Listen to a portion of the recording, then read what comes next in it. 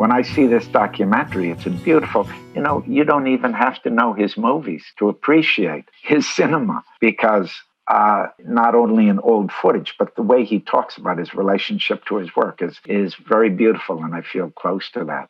When he's actually talking about the prospect of not being there anymore, which we can all relate to because we'll be there someday if we're lucky enough to have that time for reflection. It's very articulate and very intimate and very open. There's nothing false or worked in this documentary, which really shows Barbara's pure heart. Not only did she want to, it's just one human being seeing another human being, looking back on his life, facing the fact that he's not going to be here all the time. I like what you're saying. I mean, when I saw the film, I think it's a very beautiful film. And I just recognized Hector. It didn't have a lot of filters on it. And what Barbara did was really incredible. A very loving, but very also unsentimental portrait of him. We saw the full range of who he was. And he says very beautiful things, and the images are very beautiful, and you get beautiful snippets of some of his work. And it's really, when I saw that film, of course, it made me miss him and felt felt the loss of and nostalgia for the time I spent with him. I think I didn't know how much I had in common with him or how much I felt for him until I saw this documentary. And there's a moment in the movie that you made with Hector where Barbara is dancing and singing in the rain. It was a very difficult moment, I think, in the film. In seeing it in the documentary and seeing Hector watching it and reacting to it was an amazing kind of meta version of this thing, understanding about somebody making something and living with their decisions.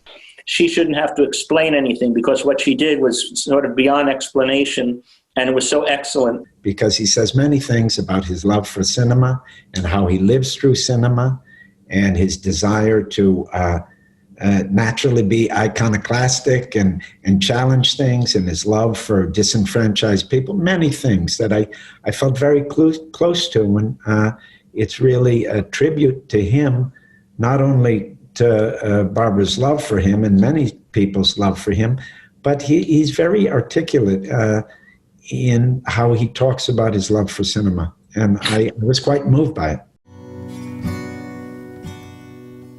Welcome, I'm Tom Powers. I'm the artistic director of the Doc NYC Festival. Barbara, let me start with you as the film's director. Your background is as an actress, and you've directed some short films, as I understand it, and it's your first feature-length project. Can you tell me how this project got started? Foi a urgência de registrar esse homem, esse pensador, né, esse cineasta, que me fez querer fazer esse filme. Ele estava com uma urgência muito grande de querer contar as histórias dele. Ele achava que alguma coisa estava se fechando, um ciclo da vida estava se fechando. E eu amava muito aquele homem, eu estava querendo que todo mundo escutasse aquilo que eu estava escutando, eu queria registrar aquilo antes que não houvesse tempo. Petra Costa, let me turn to you as the film's associate producer.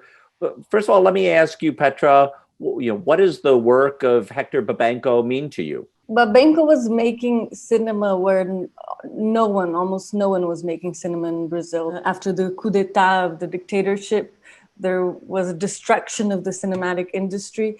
In The Kiss of Spider-Woman especially, it's a film that reflects both the nightmares and the dreams of this Latin America caught in these military dictatorships that are crushing dreams and keeping people inside prisons. And for me, Babenco, Tell Me When I Die, is a film that is a dance with death. Personally, I was blown away by the film. It struck me as a love letter to a late husband, and also as a love letter to his films and to cinema in general.